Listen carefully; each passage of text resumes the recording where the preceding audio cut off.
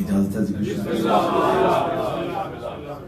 मेरे लिए इंतहाई इज्जत अफजाई की बात कि जहाँ आप तमाम मोमिनीन इस कसीर तादाद में शरीक हो रहे इन मजालिस में, वहाँ पर अहले इल्म हजरात जो है वो ज़ीनत मजलिस है। मेरी मुराद सरकार हज़रत अल्लामा जवेद आफी साहब का साया कौम के सर पे सलामत फरमाए। इंतहाई इल्मी ख़ानदान के चश्मो चराग अरसे दराज से मैनचेस्टर में आपके सामने ज़िक्र मोहम्मद तलावत करते हैं। मौला इनकी ज़ुबान में मज़ीद तासीर अता इनको सेहत के साथ ज़िंदगी अता। गुफ्तगू आज बिल्कुल अपने आखिरी मरहले पे है। गुफ्तगू है आका मौला सैयदुल साजिदीन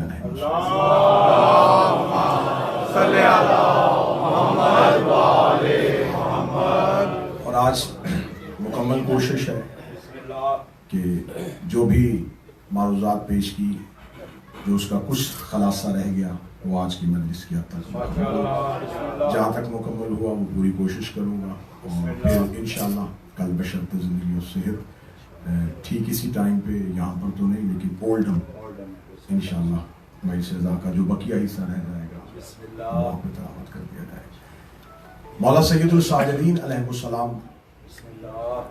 की ज़िंदगी में बादस करबला वो क्या वाक़यात रूनुमा हुए, क्या हालात बने, किस तरह इस्लाम की डूबती हुई कश्ती को सज्जाद ने सहारा।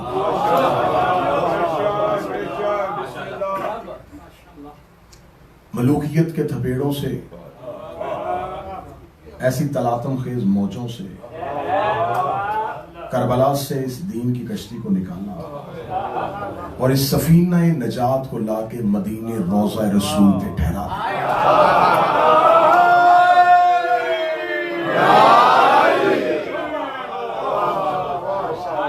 जिसे आज मौरख बीमारी करबला कहता है, उसने मुद्दत के बीमारों को शिफा,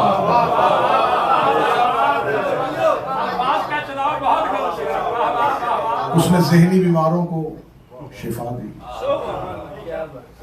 रूहानी बीमारों को शिफा दी। मौला सैयदुल साजिदीन ने फिर करबला के बाद जितनी जंग लड़ी अब्बास की तरह खामोश होके लड़ी।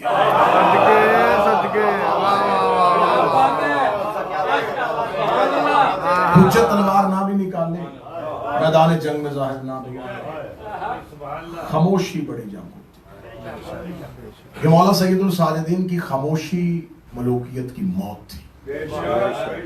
कल गुफ्तगू यहां तक पहुंची कि दुआओं के जरिए गुलामों को आजाद कर, पैदल हज करके। आज मुझे गुफ्तगू करनी है उस अपने आका और मौला पे जो तारीख शीयत के मजलूम तरीन शख्सियत। किबला आप भी साहब तशरीफ फरमाए हैं, ये भी मेरे चौथे इमाम की नस्ल है। जनाब ज़ैदी साहब तशरीफ फरमाए और जो ज़ैदी सादात आज की मजलिस में तशरीफ फरमाए, जनाब ज़ैद शहीद तारीख इस्लाम की वो मजलूम तरीन शख्सियत जिसे दुश्मन ने तो दुश्मनी में छोड़ा था, लेकिन तारीख के मौरख ने इस शख्सियत पे ऐसे घनौने इल्जामात लगाए कि अपनों को भी समझने की सलाहियत न मिली कि हम इसको समझे कि ये जात कौन है। कुछ शख्सियात अहले बैत अलैहिमुस्सलाम के खानदान में ऐसी हैं जिन्होंने वक्ती तौर पर इल्जाम ले लिया लेकिन हुज्जत को महफूज किया।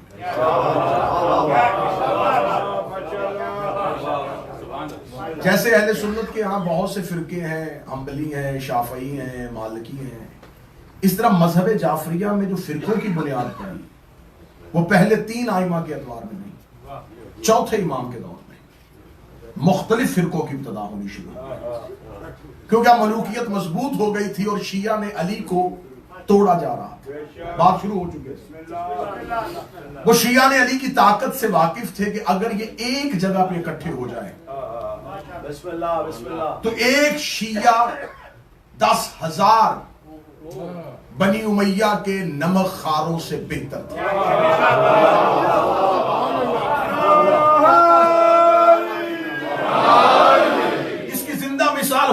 इब्न अली करबला में दिखा चुके थे, सिर्फ 72। तो अब उन्हें ये यकीन हो गया था कि हमने ये नहीं देखना कि शिया कूफा में कितने हैं, यमन में कितने हैं, मदीना में कितने। इनकी करबला के बाद बनी उमैया के जहनों से ये ख्याल खत्म हो गया था। इनकी अकलियत को नहीं देखना कि थोड़े हैं। ये 10 भी होंगे तो ताकतवर है, 20 भी हो तो क्याम कर दे तो ताकतवर है। लिहाजा इनको किसी एक जगह पे इकट्ठे नहीं रहने देना। इनकी ताकत को तोड़ो, इनके जहनों को इंतशार में डालो, इनको इतने ग्रोहों में तकसीम कर दो, इतने फिरकों में बांटो। और आज तक मलूकियत ये काम कर रही है। आज फिरके तो नहीं है लेकिन फर्क है।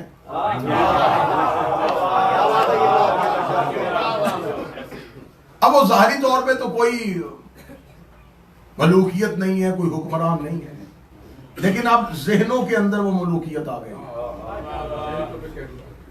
मलूकियत क्या थी? वो ये कहते थे कि इस्लाम को बादशाहत में बदल दें, शाही में बदल दें, अपने हुक्म के साथ इस्लाम को चलाएं।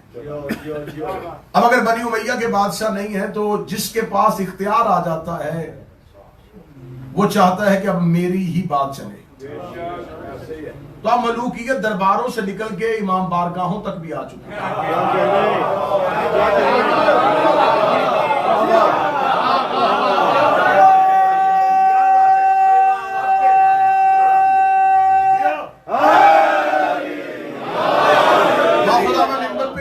खास गुरों की निशानदेही नहीं कर रहा, मैं पूरी बात कर रहा हूं।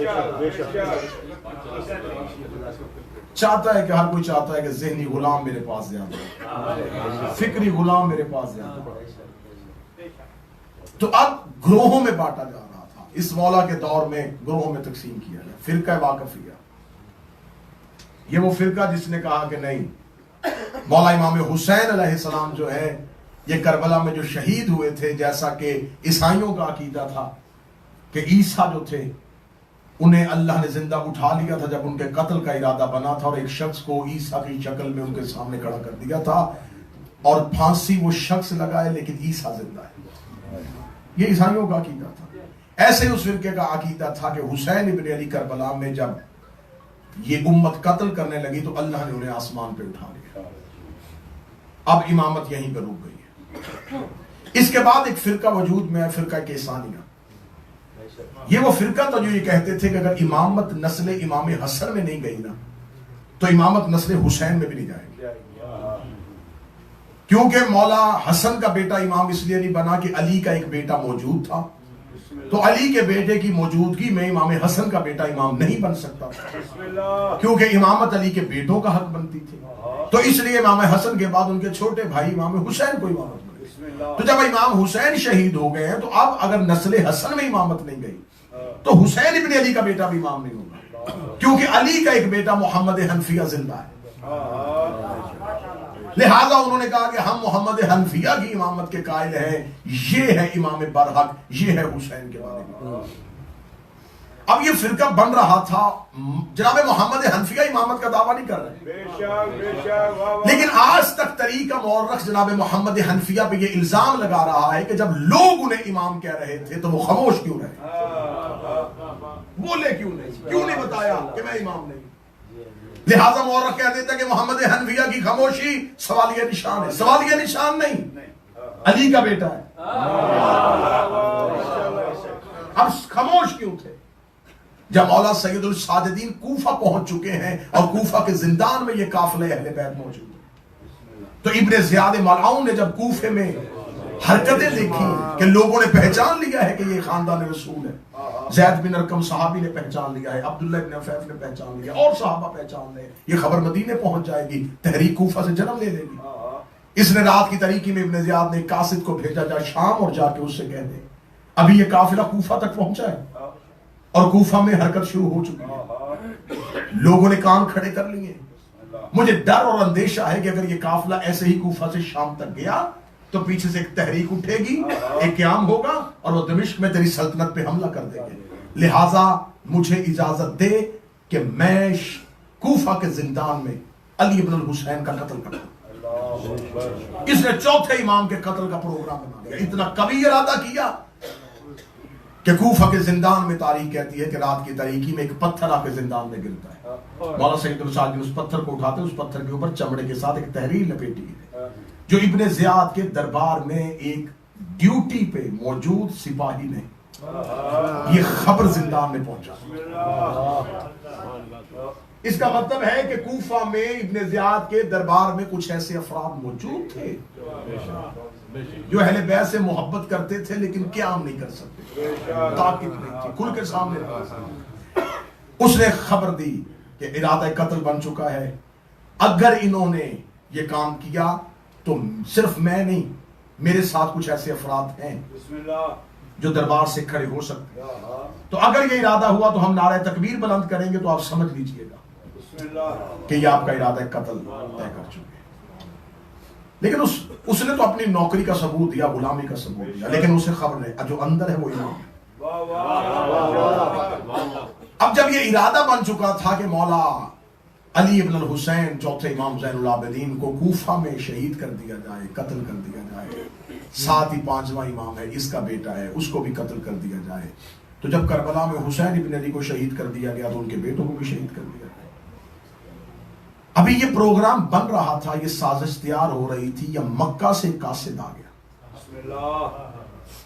उसने आके कहा कि हुसैन इब्न अली शहीद कर दिए। हाँ, शहीद हो गए। उनका बेटा कहां है? हमारे जिंदान में। उसने कहा मैं आपको खबर देने के लिए आया हूं कि मक्का में लोगों ने मोहम्मद हनफिया की इमामत का ऐलान कर दिया। अब जब मोहम्मद हनफिया की इमामत का सुना तो अब जनाब सैयदुल साजिदीन से नजरें हट गई कि हम जिसे कत्ल करने के लिए बैठे थे ये तो इमाम ही नहीं है। क़याम यहां से नहीं होगा, क़याम तो मक्का से हो जाएगा, क्योंकि इमामत मोहम्मद हनफिया के पास चली गई है। नजरें सैयदुल साजिदीन से हटके पूरी मुखबरी मोहम्मद हनफिया की होनी शुरू। उनकी सरगर्मियों पे नजर रखो, वो क्या जा रहे हैं, कौन उनसे मिलने के लिए आ रहा है। नजरें सैयदुल साजिदीन से हटके मोहम्मद हनफिया पे चली गई।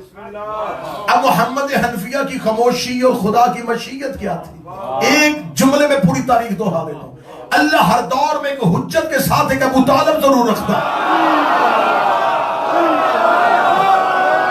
हर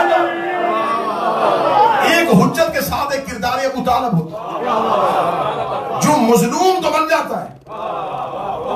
आज तक मोहरत ढूंढ रहा है वो वाकया बताओ जब अबू तालिब ने कलमा पढ़ा था। ये वाकयात ढूंढ रहे हैं वो कलमा पाल रहा था।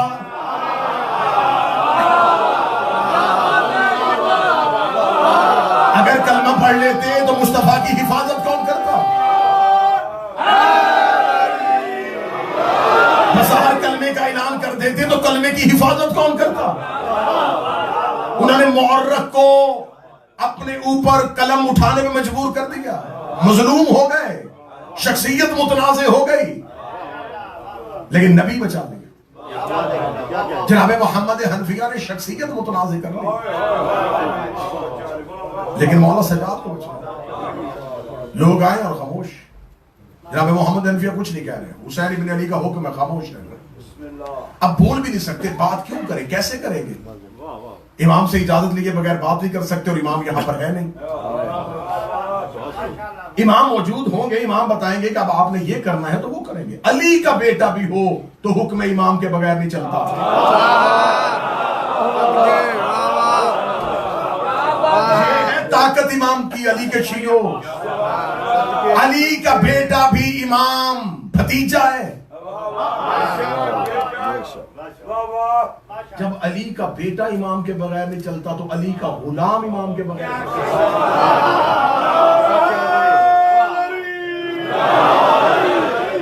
अब जनाब मोहम्मद हनफिया बिल्कुल खामोश है, लेकिन जब सैयदुल साजिदीन वापस आते हैं और वापस आके अब मोहम्मद हनफिया सकूत को तोड़ देते हैं। जब पहला ही हज का मौका आता है, जनाब मोहम्मद हनफिया भी हैं और जनाब सैयदुल साजिदीन भी हैं। लोग कहते खुतबा तो मोहम्मद हनफिया ही देंगे क्योंकि इमाम ये है। कुछ लोग कहते अली इब्न हुसैन इमाम है, इससे पहले के तलवारें निकलती मोहम्मद हनफिया खैमे से बाहर आ। कहने के मुसलमानों क्या कर रहे हो? हमारी इमामत में झगड़ रहे हो कि मैं इमाम हूं या मेरा भतीजा, तो इसमें तुम क्यों झगड़ रहे हो? इमामत देना तुम्हारा काम तो नहीं, ये तो ओहदा इलाही है, ये तो अल्लाह का दिया मनसब है। फैसला अवाम क्यों कर रही है? अब ये पेशकश जनाब मोहम्मद हनफिया ने खुद की है। मोहम्मद हनफिया कहते हैं कि ठीक है, अगर इमामत का पता ही करना है कि कौन इमाम है तो फैसला हजरत अस्वद से करवाए थे। मैं भी सलाम करता हूं, मेरा भतीजा भी सलाम करे, जिसके सलाम का जवाब। मोहम्मद हनफिया ने सलाम किया, हजरत अस्वद खामोश। सैयदुल साजिद नबी लब खोले, हजरत अस्वद ने हरकत की, मोहम्मद हनफिया ने हाथ पकड़ा, हाजा इमाम है, ये मेरा भी इमाम है, ये तुम्हारा भी इमाम है। सदर कहूं, मोहम्मद हनफिया ने सजाद के लिए दूसरी गदीर सजाई। उस अली का ऐलान, क्या है ये नाम इनका क्या है? मोहम्मद, और इनका नाम क्या है? अली। हर दौर के अली का ऐलान काबे में कोई ना कोई मोहम्मद करता है।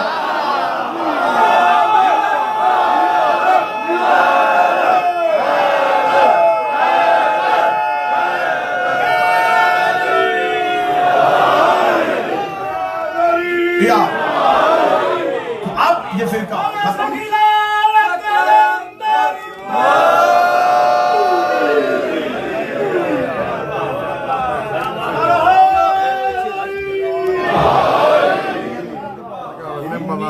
टैक्सी है, प्लीज काइंडली इसको मूव कर दें। वो बार बार हमें कह रहे हैं मजलिस का माहौल डिस्टर्ब हो रहा है। अब मैं क्या कर सकता हूँ? ये EOI8YJB EOI8YJB है, जिसकी भी गाड़ी है न्याज़ से इसको मूव करके वो बाहर, बहुत ज्यादा परेशानी हो रही है। पर मोहम्मद अहले बैत मोहम्मद सल्लल्लाहु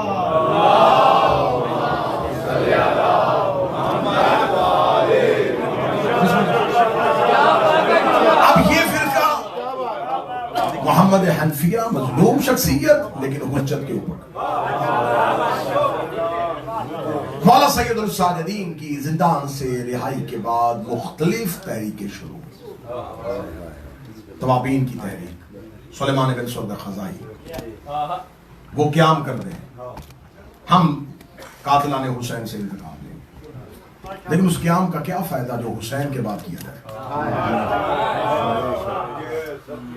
लिहाजा शिया उलमा यहाँ पर खामोश हैं। सुलेमान बिन सौद खज़ाई का मामला अल्लाह और हुसैन के पास, निकले हैं घर से, नुसरत हुसैन के लिए निकले हैं, कातिलाने हुसैन से इंतकाम लेने के लिए निकले हैं। लेकिन हमारे यहाँ उर्दू में या पंजाबी में एक कहावत पाई जाती है कि उस थप्पड़ का क्या फायदा जो लड़ाई के बाद। जब हुसैन खतूत लिख रहे थे तो लब्बैक कहना चाहिए था, लेकिन ये एक तहरीक उठी, लेकिन वो कह रहे थे तवाबीन तौबा कर रहे हैं, हमसे हुसैन इब्न अली को लब्बैक न कह सके, हम तौबा करते हैं। लश्कर का नाम भी तौबा करने वाले रखा, क़याम किया, बड़ी जल्दी क़याम और बड़ी जल्दी ये तहरीक, जोरावर तहरीक जनाब मुख्तार। अब जनाब मुख्तार के लिए आज के दौर के कुछ शिया मिंबरों पे जनाब मुख्तार के खिलाफ जुबान दराज़ी, उनके किरदार को अब फिर मुतनाज़े बनाने की कोशिश की। जनाब मुख्तार में पूरे अशरे पढ़ चुका हूँ, मजालिस पढ़ चुका हूँ। जनाब मुख्तार पे एक मजलिस पे इस लम्हे में जनाब जैद के साथ तो बात नहीं की। जनाब मुख्तार वो शख्सियत है जो अहले बैत की दुआ है। मैं ठीक कह रहा हूँ कितना? दुआ है। मौला अमीर अल मोमिनीन की दुआ भी इनके साथ, रसूल अल्लाह की दुआ भी, सैयदुल साजिदीन ने इनको दुआ दी। खुदा मुख्तार की जज़ाए खैर, इसने हमारे कुलूब को ठंडा किया, इसने हमारे दिलों को ठंडा किया। लेकिन अब जनाब, मैंने कल भी कहा था जनाब सैयदुल साजिदीन पे नजरें हैं सिपाहियों की, लेकिन जब जनाब मुख्तार क़याम के लिए उठते हैं तो अब जनाब सैयदुल साजिदीन से जब इजाजत लेने के लिए आते हैं तो मौला कहते हैं कि ये इख्तियार मैंने अपने चाचा मोहम्मद हनफिया को दिया, आप उनसे फैसला दें। अब मोहम्मद हनफिया की तरफ उनको माइल कर दिया, लेकिन अंदर से मौला सैयदुल साजिदीन की इजाजत साथ मौजूद। ये कैसे हो सकता है कि जनाब सैयदुल साजिदीन की मर्जी ना हो और मोहम्मद हनफिया की मर्जी? लेकिन ये वसीला है, मोहम्मद हनफिया वसीला है, ये नायब है इमाम है, जो अवाम तक इमाम की राय पहुंचा रहे हैं। जनाब मुख्तार को जनाब मोहम्मद, अब ये पहली तहरीक है, ये भी जोरावर हुई, बड़ी कामयाब तहरीक हुई जनाब मुख्तार ने। फिर एक तहरीक उठी है जिसे जनाब जैद ने शुरू किया। अब एक तो गलतफहमी आम इंसानों के जहन में ये होता है कि जैदिया जो फिरका है जो जनाब जैद को इमाम कहता है, और वो ये कहते हैं कि जनाब जैद ने क्योंकि क्याम किया था और जनाब इमाम मोहम्मद बाकर ने क्याम नहीं किया तो फिर इमामत जो है वो जनाब जैद के पास है। तो कुछ आम शिया ये समझते हैं, अक्सरियत नहीं, आम सादा शिया ये समझते हैं शायद जैदी और जैदिया एक ही होते हैं। ये गलत है, जैदी नस्ल है जनाब जैद की। हिंदुस्तान में ज्यादा आबदी सादात पाए जाते हैं। ये मौला सैयदुल साजिदीन के जो बाकी बेटे हैं जनाब मोहम्मद बाकर, उनके अलावा उनकी जो नस्ल है वो आबदी सादात, जो खुसूसन जनाब जैद से जिनका शजरा मिलता है वो जैदी सादात। तो जैदी नस्ल है, जैदिया फिरका है। अब जनाब जैद जो हैं इनके बारे में रसूल अल्लाह ने, इब्ने असाकर ने एक रवायत ली है, और वो रवायत है हजरत हुज़ैफा यमान से। हजरत हुज़ैफा यमान कहते हैं कि मैं रसूल अल्लाह की बारगाह में गया तो जैद इब्ने हारिसा रसूल अल्लाह के सामने बैठा था। तो रसूल अल्लाह ने जैद इब्ने हारिसा को करीब बुला के कहा कि तेरा हमनाम मेरी नस्ल से एक बेटा होगा जो मजलूमियत के साथ मारा जाएगा। ये कहने के बाद रिसालत माब ने कहा, ए ज़ैद इब्ने हारिसा, मैं तेरे नाम को उसके नाम की वजह से तुमसे प्यार करता हूं। अब ये मैंने अहले सुन्नत मसादर से ये रेफरेंस दिया, इब्ने असाकर ने इसको नकल। दूसरी रवायत है हजरत अबू ज़र गफारी से। हजरत अबू ज़र गफारी कहते हैं मैं एक दफा रसूल अल्लाह की बारगाह में गया तो रसूल अल्लाह रो रहे थे। मैंने गिरिया का सबब पूछा कि आपके रोने की वजह, तो रसूल अल्लाह ने फरमाया कि अबू ज़र, मेरी नस्ल से एक बेटा पैदा होगा जिसका नाम ज़ैद होगा, उसको इंतहाई मजलूमियत के साथ कत्ल किया जाएगा, मैं उसकी शहादत पे गिरिया का। रसूल ने 2 शहीदों पे शहीद होने से पहले गिरिया किया है, या हुसैन इब्ने अली पे किया है या ज़ैद इब्ने अली पे। ये है जनाब ज़ैद का मकाम रसूल अल्लाह की नज़र, अहले सुन्नत के रेफरेंस। दूसरी गलतफहमी मैं दूर करूं, दूसरी गलतफहमी यह है कि जनाब ज़ैद की वालिदा का ताल्लुक, जैसे मैंने एक पढ़ा कि जनाब मुख्तार ने एक कनीज भेजी और वो यहां पे आके इंतहाई कंफ्यूजन। जनाब मुख्तार, जनाब ज़ैद की वालिदा को लेके तारीखें बड़ी खामोश है। बस रवायत यहां से शुरू होती है कि जनाब मुख्तार ने एक कनीज को भेजा जो एक सिंधी औरत थी और वो इंतहाई पारिसा थी, इंतहाई पाकीज़ा थी, और वो मौला सज्जाद की बारगाह में हदिया की गई। मौला सज्जाद के घर गई, मौला सज्जाद ने उनके साथ अक्द किया और वो जनाब ज़ैद की मां थी। मैं जितनी देर इस रिसर्च पेपर को तैयार करता रहा जो मैंने 3-4 साल पहले जनाब ज़ैद पे तैयार किया, तो मैं इस रवायत पे आगे बड़ा कंफ्यूज था कि इतनी अजीम शख्सियत की मां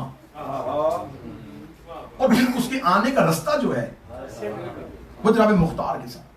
2 रवायतें मुझे मिल गई हैं, वो मैं रवायत मेंबर से पढ़ूंगा। तो दोनों रवायत बड़ी मशहूर है। एक नासिब तवारीख में शेख सदूक ने नकल किया, अब शेख सदूक मज़हब जाफरिया का मोतबर। एक अब्दुल रज़ाक अल मौसवी ने इस रवायत को नकल किया सैयद ताउस के साथ। ये दोनों रवायत ये कहती है कि मौला सैयदुल साजिदीन ने अबू हमजा समाली, कितना मोतबर सहाबी है जिसके नाम दुआए अबू हमजा समाली। अबू हमजा समाली कहता है कि मैंने हज के दिनों में मौला सैयदुल साजिदीन ने मुझे अपने खेमे में बुलाया और बुला के, अबू हमजा मैंने रात ख्वाब देखा है, मैंने ख्वाब देखा है कि अल्लाह ने जन्नत से एक हूर उतारी है जिसका अक्द खुदा ने मेरे साथ पढ़ा है, और मैं ख्वाब में देख रहा हूं कि एक कोने से आवाज आ रही है कि तेरा बेटा ज़ैद तुझे सलाम दे रहा है। अब ये रवायत इतनी कवी है, इसका मस्दर इतना कवी है, इसका तुर्क इतना मजबूत है और अकीदा इस बात की इजाजत देता है। जब मैंने ये 2 रवायात पढ़ी और मशहूर रवायत पढ़ी, तो फिर जब मैंने आम किताबों से जाके पढ़ा कि जनाब ज़ैद की वालिदा का नाम क्या था, मैंने कहा हूरा, हूरा नाम था जनाब ज़ैद की वालिदा। तो नाम भी अगर हूरा है रवायत भी मौजूद है। तो फिर इस शहजादी का ताल्लुक फर्श से नहीं है।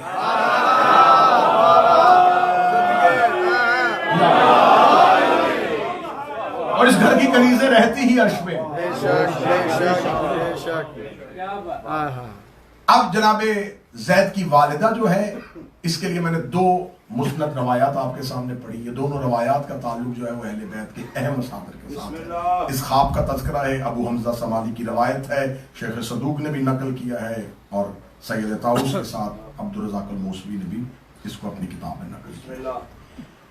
जनाब जैद जब मौला सैयदुल साजिदीन के यहाँ इस शहजादे का ज़हूर होता है, 25 से लेकर 28 हिजरी के दरमियान इनका लिखा जाता है। किसी ने 26 लिखा, किसी ने 27 लिखा, किसी ने 28 लिखा। ये जुर्रत में मिसले अब्बास थे। मिसले हजरत अब्बास थे, बहुत शुजा थे, बड़े जुर्रत वाले थे। आपने बहुत मशहूर एक ज़रबुल मिसल सुनी होगी और बहुत लोग उसे मुख्तलिफ नामों के साथ मंसूब करते थे। कोई कहता ये शेख सादी की है, कोई कहता ये फलां की है, कोई कहता जिल्लत की जिंदगी से। सुनिए, मैंने आधा पढ़ा तो आपने, ये जुमला जनाबे जैद का है।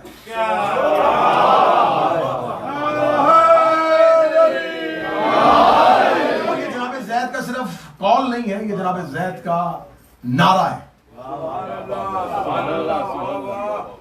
जुर्रत में इनकी बताने लगा हूं कि जनाब जैद कितने शुजा थे। हशाम बिन अब्दुल मल्क बिन मरवान मलऊन, ये अहले बैत को बहुत अज़ियतें देता था।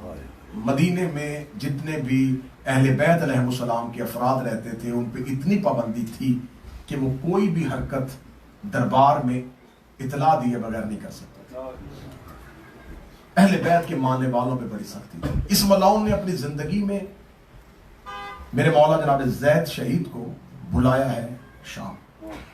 जब ये शाम गए हैं तो इस मलऊन ने कई दिन उनको शाम के बाहर खड़े किए रखा, अंदर नहीं आने दिया, तहकीर की है, तौहीन की।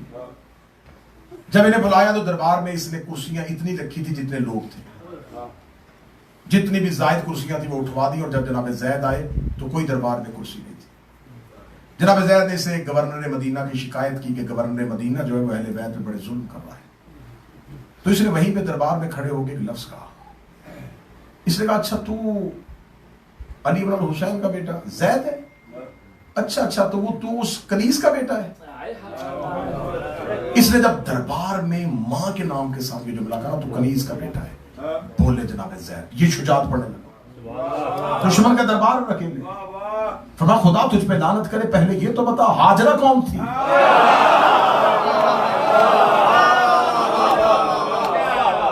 हाजरा जनाब सारा की कनीज थी। तो अल्लाह अगर उस कनीज के घर में इमामत रख सकता है। फिर अगला जुमला देखिएगा, शुजात सुनाने लगा, अगला जुमला सुनेगा। अगला जुमला कहने लगे, मुझे फख्र है मैं कनीज़े परवरदिगार का बेटा हूं, किसी बदतरीन औरत का बेटा नहीं। मुझे फख्र है मैं कनीज़े खुदा का बेटा।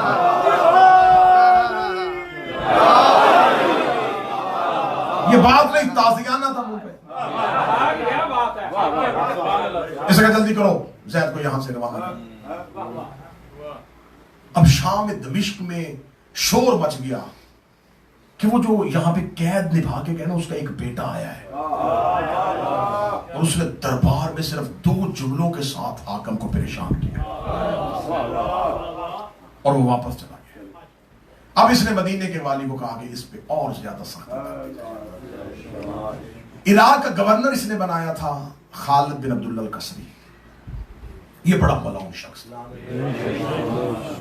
इतना मलाउन था कि इसके बारे में ये है मलूकियत, ये है इनके पेशवा, ये है इनके रहबर। ये ईसाई था, खालिद अल-कसरी ईसाई था, मशहूर इब्ने नसरानिया के नाम से था, मां के नाम से, ईसाई औरत का बेटा था। इब्ने नसरानिया के नाम से मशहूर था। मां ईसाई थी, खुद भी ईसाई था, मुसलमान हुआ नहीं था, लेकिन इराक का गवर्नर था। इसने मस्जिदों के मीनार मुनहदम करवाए थे, मीनार करवाए थे इसने। इसके बड़े जुल्म है, ऐसे जुल्म है जो मिंबर से नहीं पड़े जा सकते। बहुत हद तक ये जालिम था, मलाउन शख्स था। इसने दौलत बहुत इकट्ठी की थी, लोगों से माल लूट लूट के इसने इतनी दौलत बना ली थी, इतनी दौलत बना ली थी, इतनी दौलत बना ली थी कि इसकी दौलत का चर्चा हो गया कि ये बहुत अमीर शख्स है। खबर पहुंच गई दमिश्क में हशाम के पास कि खालिद अल कसरी, जिसे इराक का मैंने गवर्नर वाली बनाया है, उसने इतनी हुकूमत इकट्ठी, इतनी दौलत इकट्ठी कर ली है, वो किसी भी वक्त मेरे खिलाफ क़याम कर देगा। इसने फौरन यूसुफ बिन अम्र सक्फी को वहां का गवर्नर बना के भेजा, उससे भी बड़े मलाउन को, और जाके कहा कि जाते ही खालिद अल कसरी को गिरफ्तार कर लेना, गिरफ्तार करके उसे जेल में डाल देना और उसकी पूरी दौलत पे कब्जा कर लेना। जमादियुल अव्वल में इसको भेजा है 120 हिजरी में, और ये जमादियुल आखिर में ये वहां पहुंचा है। और पहुंचते यूसुफ बिन अम्र सक्फी ने खालिद अल कसरी को माजूल किया, माजूल करके जेल में डाला, और जेल में जब डाला और उस पर इतने कोड़े बरसवाए, इतना जुल्म करवाया, उसको बहुत मरवाया। अल्लाह जालिमों पे जालिम मुसल्लत करता है। अब इसकी देखना कि इसकी जहनीयत क्या है। वो खालिद अल कसरी मैंने कहा बहुत जालिम और मलाउन शख्स था। अब ये कूफे में बैठा हुआ है, जब इसको जेल में मारा जा रहा था ना, और वो कह रहा था इससे पूछो पैसे कहां, दौलत कहां छुपाई है, वो जो दौलत इकट्ठी की है वो कहां पे है, माल कहां है। जब इसको उठा के, बुरी इसकी हालत है, मार खा खा के, इसको यूसुफ बिन अम्र सक्फी के सामने पेश किया ना। अब इसकी शातराना चाल देखना, इसकी चाल, इसने चली चाल थी, अल्लाह ने उस पे कितना बड़ा उस चाल को नक्शा बदल दिया और उसे तहरीक में बदला। इसने आगे कहा कि हाँ वो दौलत मेरे पास है, लेकिन वो इस वक्त मेरे पास नहीं, वो मैंने जैद इब्न अली को दी है। जैद बिन अली बिन अल हुसैन, मौला सज्जाद का बेटा जैद, मैंने अपनी वो दौलत उनको दी है, उनके पास रखी हुई है। और दूसरे दाऊद बिन अली बिन दाऊद बिन अब्दुल्ला बिन अब्बास, हजरत अब्बास इब्न अब्दुल्ला की आधी दौलत अली बिन दाऊद के पास है, और आधी दौलत जो है वो जैद बिन अली के पास। इसने यूसुफ बिन अम्र सक्फी ने फौरन खत लिखा हशाम को कि मान गया, ये 2 रातें इसको मारा और इसने मान लिया, तस्लीम कर लिया, इसकी सारी दौलत मदीने में जैद के पास।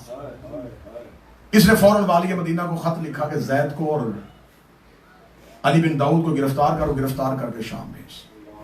अब जनाब जैद को दोबारा गिरफ्तार करके फिर शाम भेजा जाता है। जब दोबारा ये शाम जाते हैं, जब शाम पहुंचते हैं, तो ये सवाल करता है, मैंने सुना है कि खालिद कसरी की दौलत आपके पास है। मौला ने फरमाया क्या बकवास, वो खालिद कसरी जो मेरे बाप दादा पे सबो शतम करता है, जो माले मोहम्मद से मुखालफत करता है, हमारे लिए हमेशा बुराई का इरादा रखता है, हो सकता है कि वो अपनी दौलत हमें दे। उसने खुद कहा है कि उसकी दौलत, मौला फरमाया झूठ बोल रहा है, बहुतान लगा रहा है, हमने मेरे पास कोई दौलत नहीं है उसकी। इसने फौरन अपने सिपाहियों को कहा ऐसे गिरफ्तार करके कूफा ले जाओ, यूसुफ अमरो के पास पेश करो, उसे को खालिद को कैद से निकाल के, जेल से निकाल के जैद इब्न अली और खालिद को एक दूसरे के आमने सामने करें। सिपाहियों ने वहीं से गिरफ्तार किया शाम से, और जनाब जैद को कूफा लिया, जनाब अली बिन दाऊद भी साथ, दोनों कूफा आ गए।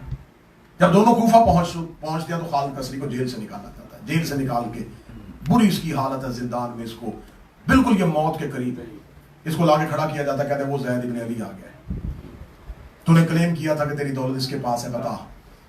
उसने यूं नजरें उठाई, ये जैद है? हाँ ये जैद है, मैं तो इसे नहीं जानता।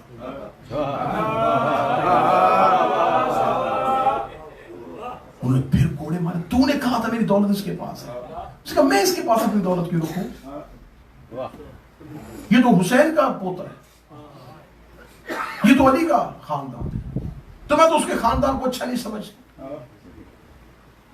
उन्होंने कहा बदबख्त, तूने तो ये कहा था कि मेरी दौलत इसके पास। उसने कहा मेरी कोई दौलत इसके पास। अब जनाब जैद वहीं पे खड़े हैं, और जब इसको दोबारा जिंदान में भेजने लगते हैं, ये जनाब जैद के करीब से गुजरता है। जनाब जैद इसकी तरफ देखे कहते हैं कि जब तेरी कोई दौलत मेरे पास है नहीं, तूने बहुतान क्यों लगाया। इसे गुजरते गुजरते एक जुमला कहा है, इसने कहा इल्जाम नहीं लगाया, एक कोशिश की है शायद अल्लाह मेरी तौबा कबूल कर ले।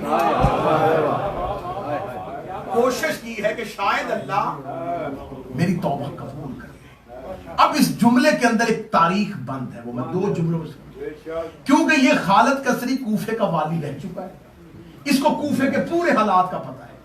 कि यहां पर बहुत तादाद में अली के शिया हैं, लेकिन खौफ ज़दा हैं क्योंकि लीडर कोई नहीं है, रहनुमा कोई नहीं है। ये मुद्दत से किसी को इनका रहनुमा नहीं बनने दे रहा था। जब इसको जिंदान में फेंक दिया, इसे कहा मैंने तो मर ही जाना है। अब इसने यूसुफ से बदला लेने के लिए इसे कहा मैं किसी ऐसे को कूफे बुलाऊं जो यहां पहुंच के इन शियों की क़यादत करे और इनकी हुकूमत का तख्ता उठे।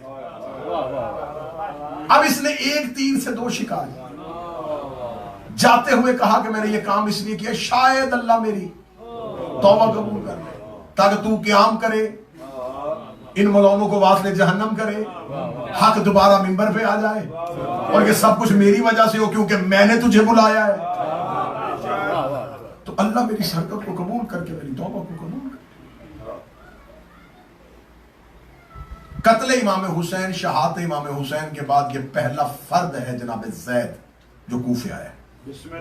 इससे पहले अहले बैत का कोई फर्द कूफे नहीं आया, ये पहला फर्द है कूफे। जब कूफे जनाब ज़ैद पहुंच चुके हैं तो अब कूफे में एक लहर दौड़ गई कि वो जो हम इतने अरसे से अपने अंदर घुट घुट के मर रहे थे ना, काश हम करबला चले जाते, काश हम हुसैन के साथ क्या हम करते थे। उस पूरी ख्वाहिशों को दोबारा एक दफा अमली जामा पहनाया जा सकता है क्योंकि हुसैन का एक बेटा ज़ैद आ गया। अब जनाब ज़ैद जो कहते हैं कि खालिद कसरी ने तो इनकार कर दिया कि मेरी कोई दौलत उसकी मेरे पास नहीं है। उन्होंने कहा नहीं, यूसुफ बिन अमरो ने कहा कि अभी आप यहां पे रुकेंगे, 5-6 महीने आपको यहां रहना पड़ेगा। उन 5-6 महीनों के अंदर जनाब ज़ैद ने लोगों के साथ रमाबत तेज कर दी। पता चलना शुरू कर दिया ये भी अली का शिया है, ये भी हुसैन से मोहब्बत करने वाला है, ये भी बड़ी माफी मांग रहा है, ये भी आना चाहता है। मुख्तलिफ लोग आते, रोजाना मुलाकात होती, वफूद तैयार होते। जब जनाब ज़ैद का मिलना जुलना, सारी चीजें जो थी वो समझ में आनी शुरू हुई, जब तक हुकूमत को पता चला तब तक जनाब ज़ैद कूफा में मजबूत हो चुके थे। कितने मजबूत हो चुके थे? 40,000 लोगों ने जनाब ज़ैद की हाँ पे बैठ कर। आप क़याम करें, हम आपके साथ। खबर कूफे के वाली को नहीं पहुंचती, लेकिन शाम वालों को पता चल जाता है कि ये कूफे का वाली हर वक्त शराब की हालत में रहता है, इसको कूफे के हालात का नहीं पता, इसके नाक के नीचे क्या हो रहा है। ज़ैद ने अपना क्या मजबूत कर लिया है, बड़े बड़े लोग उससे मिलने के लिए आते हैं। इसने फौरन कहा, इसने कहा ठीक है, फौरन ज़ैद को मदीना की तरफ रवाना करो। अब शाम से एक वफद आता है और वो आके पैगाम देता है कि ज़ैद को आज की आज कूफा से निकाल दिया जाए। जब जनाब ज़ैद को कूफा से निकाला जाता है तो जनाब ज़ैद कूफा से निकल के कादसिया के मकाम तक जाते हैं। पीछे से कूफे से लोगों को पता चलता है ज़ैद निकल गए, वो डर गए। उन्होंने कहा ऐसे इससे पहले कि जैसे मुस्लिम के साथ हुआ, जैसे हुसैन के साथ, अगर ये ज़ैद भी चला गया हमें अपनी गलती सुधारने का मौका नहीं मिलेगा। ये दौड़े कादसिया तक पीछे। कादसिया में आके लोगों ने जनाब ज़ैद को घेर लिया, कूफे के लोगों ने, आप ना जाए, अगर आप चले गए फिर उसके बाद ये जालिम हम पर मुसल्लत रहेगा। अब यहां पर एक बहुत अहम बात है कि सिर्फ कूफा के शिया ज़ैद का हक वो होता है जो दुश्मन भी माने। सिर्फ कूफे के शिया जनाब ज़ैद की मिन्नतें नहीं कर रहे थे। सुन्नियों के सबसे पहले इमाम अबू हनीफा जनाब ज़ैद को खत लिख रहे हैं कि आप ना जाइएगा, आप चले गए तो कूफा इन जालिमों के हाथ रहेगा, आप क्या करें।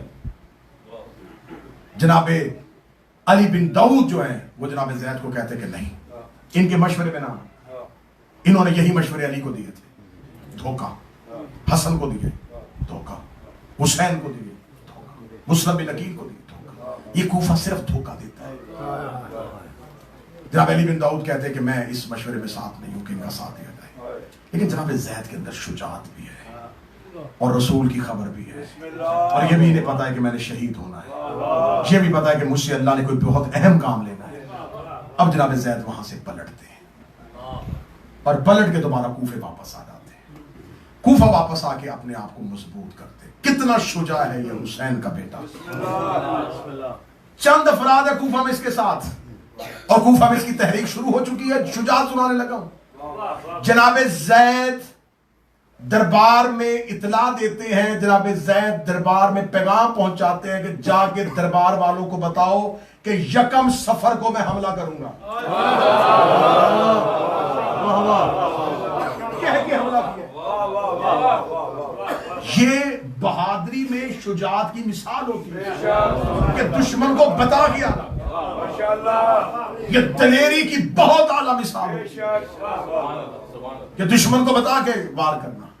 कहा अपने आप को मजबूत कर और अपने महल की फजीले ऊपर कर। यकम सफर को मैं हमला करूंगा, कूफे की दीवारें जितनी ऊंची करनी है कर। यकम सफर का ऐलान करके जनाब जैद ने अपनी तहरीक को शुरू कर लिया। जब जनाब जैद ने अपनी तहरीक को शुरू किया है तो अब इसके पास कोई चाल नहीं बचती। और ये यूसुफ बिन अम्र ये ऐलान करवाता है लोगों को कि ठीक है, जैद क़याम की तैयारी कर रहा है, मैं कूफा के लोगों से मशवरा करना चाहूंगा। सारे मस्जिद आजम में इकट्ठे हो, जो तुम फैसला करोगे, अगर तुम कहोगे तो मैं इख्तियार जैद को देके यहां से चला जाऊंगा। सारे मस्जिद कूफा में हो। सब लोग कहते डर गया, जैद के ऐलान से डर गया, अब ये छोड़ देगा, ये भाग जाएगा, ये कूफा खाली कर देगा। आए सारे चले। जनाब जैद उन्हें रोकते हैं, ना जाना, अब हमने इनसे बातचीत नहीं करनी, अब इनका और हमारे दरमियान फैसला तलवार करेंगे। यही बात, यही जुमला मौला अली कहते हैं, माविया की बात में ना आना, इसके और मेरे दरमियान फैसला तलवार।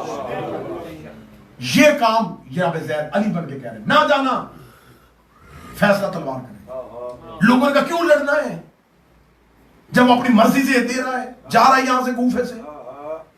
क्योंकि उन कूफे वालों की अक्सरियत का मरकजी ख्याल ये नहीं था कि कत्ले हुसैन का इंतकाम हो, आले मोहम्मद के हक को दोबारा बहाल किया जाए। उनके जहन में मरकजी ख्याल ये था कि हम कूफे वालों के सर से जालिम हुक्मरान करें। ये बात शियो जहन में रखना, जब तुम किसी भी दौर में सिर्फ अपनी आसानियों के लिए इमाम को बुलाओगे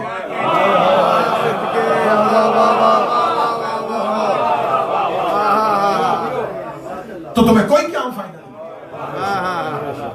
आ जाए मौला, आ जाए, हम मर रहे हैं, आ जाए, हमें दुनिया मार रही है, अलजल, आसानियों में क्यों नहीं बुलाया? अहले बैत अलैहिमुस्सलाम को शियों ने मदद के लिए रखा है।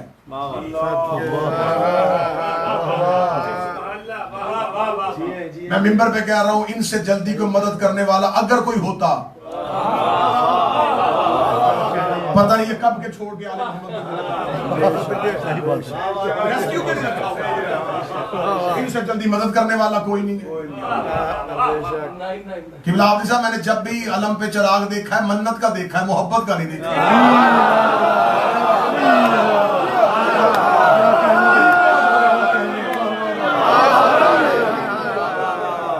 ताबूत में सेब मन्नत के होते हैं, उल्फत के नहीं होते। हाजरिया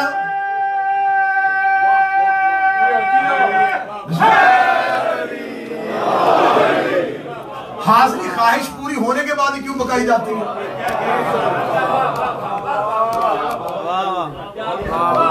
न्याज बेटा होने के बाद ही क्यों बांटी जाती है? ये ताबूत पे चादरें नहीं है, ये हसरते हैं।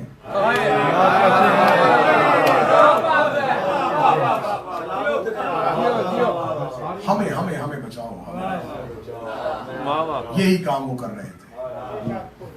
कोई गर्ज नहीं थी जनाब ज़ैद की क्या। वो कह रहे थे अहले बैत के हक बहाल करवाओ, आले मोहम्मद को तंग कर रहे हैं, खानदान रसूल को तंग कर रहे हैं, रुसवा कर रहे हैं, आओ बदला लें।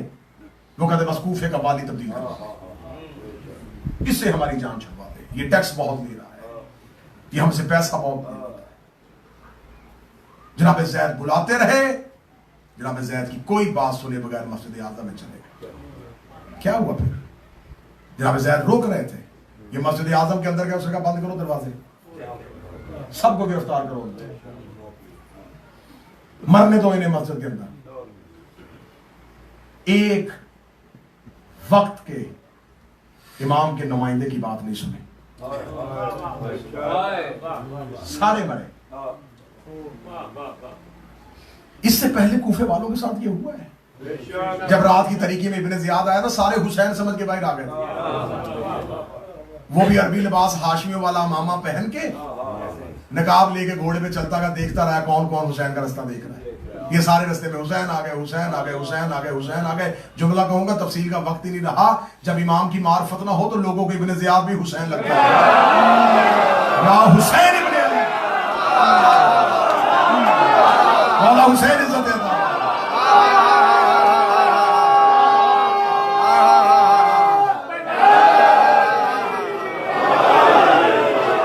ये जुमला नहीं था, मैं पता नहीं कितनी लाशें रोम के गुजर गया हूं। जब मार्फत ना हो लोगों को इब्ने ज़ियाद भी हुसैन लगता। लेकिन जिसको मार्फत थी, वो कूफे की एक औरत अपने घर में बैठी थी, किसी का मोहब्बत करती है, हुसैन से बाहिरा, हुसैन आ गया है। उसे घर का दरवाजा खोला, बंद किया, उसने कहा हुसैन नहीं है। उसको तूने कैसे पता हुसैन नहीं है? उसने कहा हुसैन होता तो रात को क्यों आता? मोहम्मद का नवासा है। तुम्हें खबर नहीं है कि रसूल ने मक्का फतह करते हुए रात को बाहर खेमे लगा दिए थे, अभी मक्के वाले सो रहे हैं।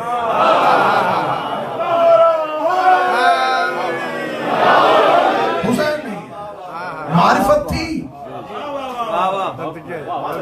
यही वजह है, मारिफत नहीं है। पता नहीं वारिस के आने से पहले कितने इमाम आएंगे।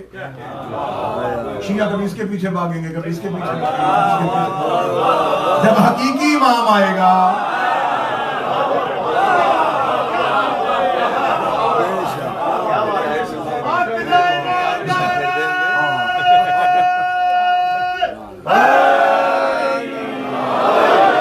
सारी चीज एलिमेंट में छोड़ी हुई।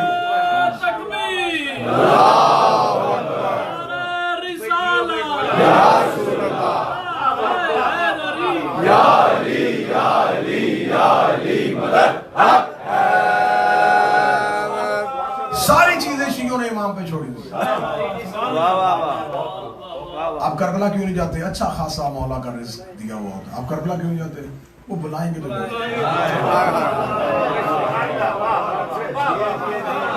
ये ऐसा जुमला मशहूर हुआ है कि हर एक शिया ने ले लिया। सारे काम कर लेते हैं, सारे काम हो जाते हैं, हॉलीडेज अच्छी जगहों पे जाएंगे, पूरी दुनिया फिर ली है। करबला क्यों नहीं गए? वो बुलाते हैं। जुमला कहूं, दिन में ले जाना। हुसैन के बुलावे का इंतजार करने के लिए हबीब होना चाहिए।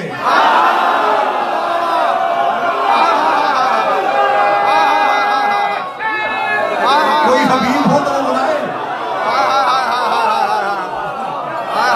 बुलाते हैं, वो बुलाते हैं, बुलाते हैं।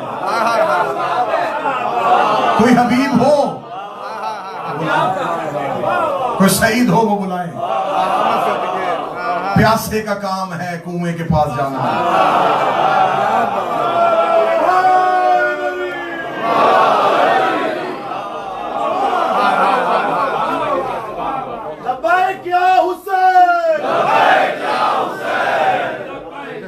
बस मुख्तर वक्त बहुत ज्यादा हो गया। इंशाल्लाह तो बाकी गोशे रह गए राजा साहब के पास। इंशाल्लाह आज वो आ गए हैं इंशाल्लाह आखिरी मजलिस पे। मौला उनकी हाजिरी कबूल फरमाए। वो आज भी इसलिए आए कि कल मैंने उनके पास जाना है। मेरे भाई हैं, बरादर मुअज़्ज़म है, बरादर अकबर है, मेरा बड़ा मोहब्बत है इनसे। मौला सलामत रखे। सारे मस्जिद आज़म में चले गए, उसने पत्थरों से मरवाए, ऊपर सिपाहियों से पत्थर। औरतें, बच्चे, मर्द। 40,000 ने बैत की थी। ज़ैद के पास कितने? 218। 218 के साथ एक दिन 2 रातें लड़ा है हुसैन का बेटा। कभी कूफा से बाहर निकलता है, फिर पलट के आता है, फिर निकलता है, फिर पलट के आता है। शामी फौजें कूफे की गलियों में दौड़ रही हैं ज़ैद के आगे। गलियों में है ये हुसैन के सज्जाद का बेटा, तलवार लियाम से निकाली हुई है, बदला ले रहा है, इंतकाम ले रहा है। कूफा की गलियां शामी सिपाहियों की लाशों से भर गई। जब एक दफा पता चल जाए ना कि मैं एक हद तोड़ के, पहरा तोड़ के निकल आया, कोई फिर नहीं जाता। 7 मरतबा इसने सिपाहियों का पहरा तोड़ा है, 7 मरतबा पहरे में वापस आया। जब भी पलट के बाहर निकलते थे लोग कहते थे जैद तेरे साथ ही मर रहे हैं, तादाद थोड़ी रह गई है। जैद अगर तूने पहरा तोड़ दिया, कूफे से निकल आया, चला जा। कहता था नहीं, अकेला भी रह जाऊं, मैं ये इंतकाम जरूर लूंगा। और शियो बार बार जनाब जैद कह रहे, शियो जिल्लत की जिंदगी से इज्जत की मौत, इन मलौनों के हाथों रोज जलील होने से पहले आओ इज्जत की मौत मर जाए। 2 सफर, यकम और 2 सफर की दरमियानी रात थी, शबे जुमा। लड़ता लड़ता ये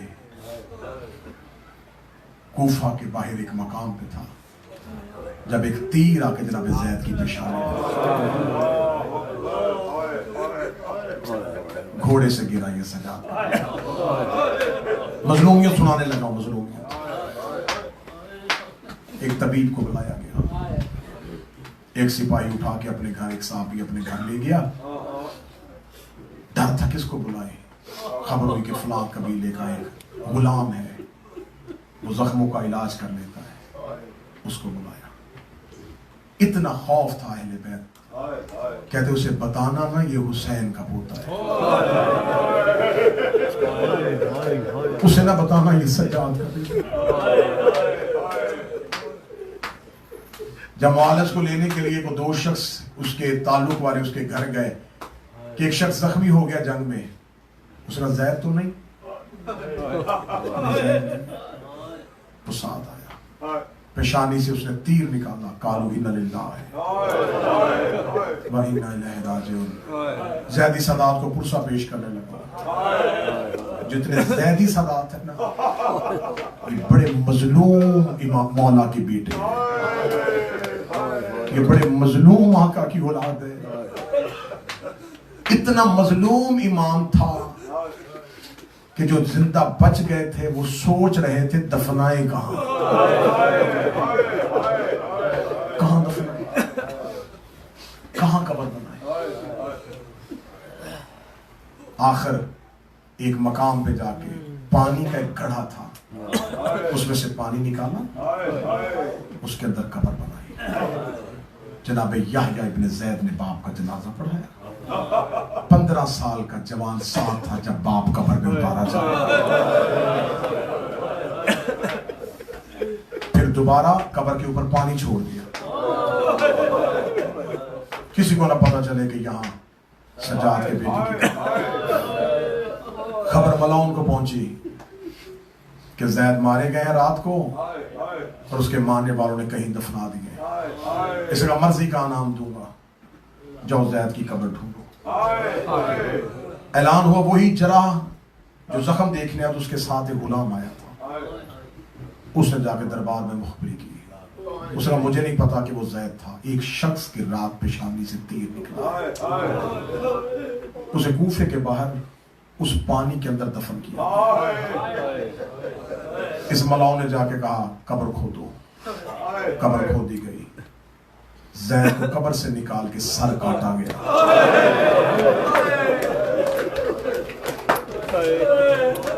सर काट के शाम भेज दिया।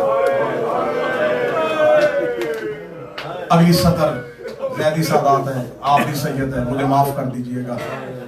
लाश कूफा के बाबे कनासा पे लटका दी। आज जो ज़ायरीन जाते हैं, ये अहले बैत के घर का वो मजलूम है जिसकी कब्र नहीं है। जहां आज जरी बनी हुई ये मकाम ज़ैद है, हिल्ला कब्र तो है ही नहीं। जिस दरवाजे पे लाश को लटकाया था वो कूफा का एक मोहल्ला था, अब वो हिल्ला के मकामात पे है, मकाम जुल्कफ्र। वहां पर जनाब ज़ैद के उस मकाम की निशानी को बतौर जरी पे रखा, कब्र नहीं है, मकाम है। लाश दरवाजे पे लटका दी। कितनी देर, 2 दिन 3 दिन, हाय कह देना 3 साल।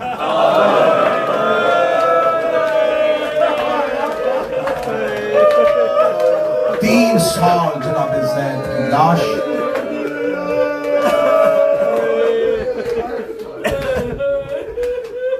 बेटे की उम्र कितनी थी? 15 साल ही। जनाब याह्या जब बाप दफना के कूफा से निकले हैं, जो सिपाही बच गए तो जनाब याह्या से कहा मदीने जाएंगे। कहते अब मदीने जाके क्या, मुझे कोई करबला पहुंचाओ।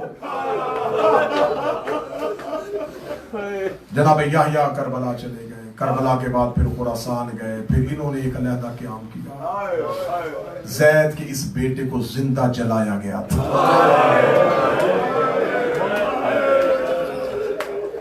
3 साल जनाब ज़ैद की लाश बाबे कनासा पे लटकी रही। 3 साल के बाद यजीद बिन वलीद बिन अब्दुल मलिक मलाउन तख्त पे आया। उन्होंने कहा वो जिसकी लाश लटकाई है ना, उसकी एजाज मोजे हो रहे हैं, ना उसकी लाश से कोई बदबू आई है, बिल्कुल ऐसे ही है जैसे कल किसी ने लटकाई हो। उससे करामतें ज़ाहिर होती हैं। इसने कितनी गलती की मेरे बाप ने, 3 साल उस लाश को छेड़ा नहीं।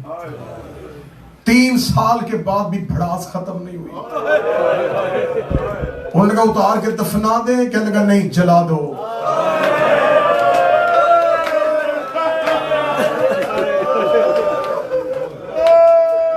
किसी शिया को राख भी, लेकिन अहले बैत के जिस्मों का आग भी एहतराम है।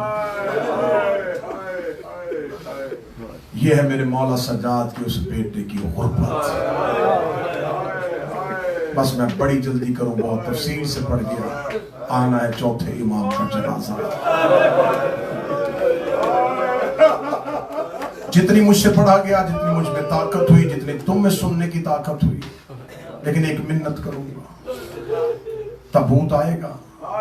बड़ी शियों को, बड़ी मोमिनीन को हसरत होती है ज़ियारत की, जल्दी ना करना, एक दूसरे को धक्का ना देना, क्योंकि जो तबूत में आया है वो बड़ा थका हुआ। मैं मिन्नत करूंगा, जो तबूत में आ रहा है ये मुद्दत का जख्मी है।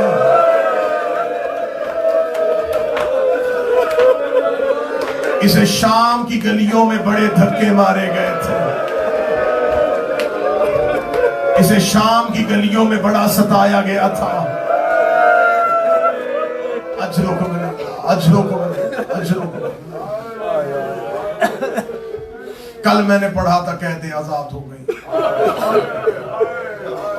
कैदे आजाद होने के बाद ये हुसैन का बेटा मदीने पहुंच गया।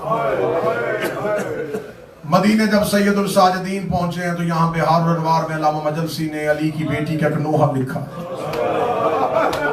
अक्सर जाकिरीन मिंबर से पढ़ देते हैं कि बीबी ने मदीने से बाहर आके पूछा, सजाद ये कौन सा शहर है? नहीं, आलिमा खैरे मुअल्लिमा है। बेटियों को पेके घर नहीं भूलते, बस इतना पूछा, सजाद ये मदीना है? हाँ मां ये मदीना है। रोगदी पहली बार बाहर से देखा।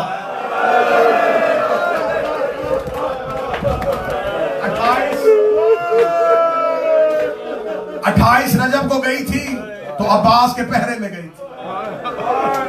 सजाद मैंने पहली बार मदीना बाहर से देखा। मेरा लाल मुझे बता कब्र रसूल कहाँ है? मौला सैयदुल साजिदीन की आवाज़ है, अम्मा वो सामने हर रोजा रसूल भी लेके कहती है, हुसैन का बेटा आप काफिला लेके यहाँ बैठे, मुझे अकेले नाना की कब्र पे जाना है। बस अपने आप को मुसाहिब के लिए आमादा करना। शहजादी कब्र रसूल पे गई। अब मैं यहां से नोहा शुरू करने का लगा। जो बीबी ने नोहा पढ़ा, तुम नोहा खानों से नोहा सुनते हो, मातम करते हो, चेहरे का मातम करते हो, सीना जनी करते हो। अब नोहा खान जिले में नोहा पढ़ने में जो अली की बेटी ने कब्र मोहम्मद पे शाम के बाद आके पढ़ा। बीबी कब्र रसूल पे काफी देर दरवाजा रसूल पे हाथ रख के खड़ी रही है, कब्र रसूल को देखती रही है। थोड़ी देर के बाद बीबी ने नोहे की पहली सदर पढ़ी है। बीबी रोगदी नाना कब्र से निकल के पहचान मैं वही ज़ैनब हूं जिसने हाय कहा है। बीबी आलिया तेरी हाय कबूल करे।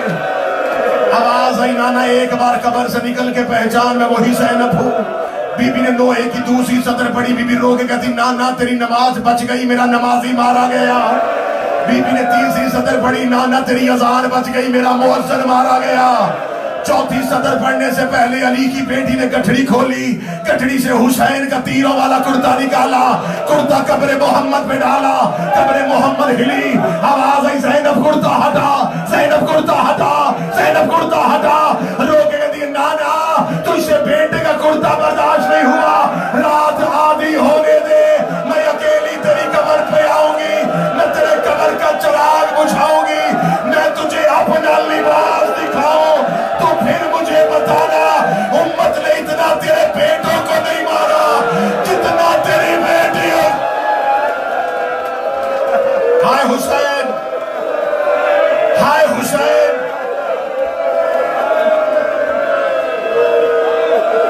जनाजे का इस्तकबाल करना, जब मैं इशारा करूं तब लेके आना, इशारा करूंगा तब लेके आना जनाजे। रोई नाना बेटे का लिबास बर्दाश्त। कब्र रसूल से आवाज आई आलिया मुझे दर्द न सुनाना। नाने की कब्र से उठी, थोड़ी दूर आई भाई की कब्र पे, हसन हसन मैं तेरा कासम करबला छोड़ आई हूं, हसन मैं तेरी बहन तुझे कोई दर्द सुनाना चाहती हूं। कब्रे हसन से आवाज आई ज़ैनब मुझे दर्द न सुनाना, मेरे तो कफन में अबू तक लहू आ रहा है। न नाने ने दर्द सुने न भाई ने दर्द सुने। नजर पड़ी माँ की कब्र पे, रो के कहती अम्मा माएं तो बेटियों की सुन लेती हैं, अम्मा मैंने करबला से लेके अब तक किसी को दर्द नहीं सुनाए, अम्मा मैं हर किसी के दर्द सुनती रही हूं, अम्मा किसी ने मेरे दर्द नहीं सुने। कब्र ज़हरा से आवाज आई आलिया मुझे दर्द सुना। रो के कहती अम्मा तू सुनेगी? हाँ ज़ैनब मैं सुनूंगी। रो के कहती अम्मा फिर सुन, 28 रजब को मैं आपकी कब्र पे आई थी, मैंने आपकी कब्र पे आके वादा किया था मेरा कुछ बचे ना बचे मैं आपकी नस्ल बचा के आऊंगी। हाँ आलिया मुझे वादा याद है। बीबी रो के कहती ना अम्मा उठ जरा कब्र से, मैं तुझे बताऊं वो देख मैं आपका सजाद भी ले आई, वो देख मैं आपका बाकर भी ले आई। अम्मा ना मेरा औन आया है न मेरा मोहम्मद आया है, अम्मा मेरे बेटे करबला में रह गए, अम्मा मैं तेरा सजाद ले आई। अम्मा मैं तेरा सजाद ले आई। कब्र सैयदा से आवाज आई आलिया तेरा शुक्रिया, तू इमामत को बचा के आ गई, तूने अल्लाह की हुज्जत का तहफ्फुज किया, सांस दिलवाया है मैंने ताकि अगला जुमला तड़प के सुन सको। बीबी देख कहती अम्मा अम्मा मैं इमाम लेके आई हूं, अम्मा मुझे पूछ तो सही मैंने तेरा बेटा बचाया कैसे? जो सदाद बैठे थोड़ी देर के लिए मुझे माफ कर देना, जो नरम दिल है थोड़ी देर के लिए कानों पे हाथ रख लेना। आवाज आई ज़ैनब कैसे बचाया है? रो के दी अम्मा जब तेरा हुसैन घोड़े की सीन से गिर गया, अम्मा 300 सिपाही हाथों में नेज़े लेके तेरा सजाद कत्ल करने के लिए खैमों में आए। अम्मा मैंने तेरा सजाद अपनी पुश्त पे उठाया, अम्मा कोई दाएं से नेज़ा मारता मैं दाया पहलू आगे कर देती, कोई बाएं से नेज़ा मारता मैं बाया पहलू आगे कर देती, कोई सामने से नेज़ा मारता मैं सर आगे कर देती। अम्मा मैं जख्मी हो गई, अम्मा तेरा सजाद बच गए। अम्मा ले आई मैं तेरा सजाद, अम्मा रिदा दे आई, अम्मा चादर दे आई हूं, सजाद ले आई हूं, अम्मा अकबर दे आई हूं, सजाद ले आई हूं, अम्मा कासम करबला में दे आई हूं, सजाद ले आई हूं, अम्मा मैं हुसैन दे आई हूं, अम्मा मैं सजाद ले आई हूं। खबर पहुंच गई मदीने आबादी में, सैयद उजड़ के वापस आ गए। बशीर इब्ने जज़लम ने मदीने के मरकजी चौक में ऐलान कर दिया, उठी हुसैन की बेटी नानी उम्मे सलमा की, नानी नानी वारिस वापस आ गए। अम्मा उम्मुल बनीन मैं मुनादी ऐलान कर रहा है, सज्जाद वापस आ गया। अम्मा मुनादी कह रहा है कि कब्र रसूल पे बैठे। अम्मा मुनादी कह रहा है कि उठ के चले गए हैं मां फातिमा की कब्र पे। अम्मा मुझसे इंतजार नहीं हो रहा, अम्मा मुझे इजाजत दे मैं अपने वारिसों को ले आऊं। कनीजों ने हल्का बांधा, कनीजों ने हल्का बांधा बीबी सुगरा के गिर्द। मां की चादर सर पे ली, हुसैन की बेटी भाई को लेने के लिए घर से चली। मौला सज्जाद उस रास्ते पे आके बैठ गए जो मदीने से आता था। कनीजों के हल्के में हुसैन की बेटी चली, थोड़ा बाहर चली थी, कनीज की आवाज आई, हुसैन की बेटी रुक। रास्ते में कोई मुसाफिर नहीं,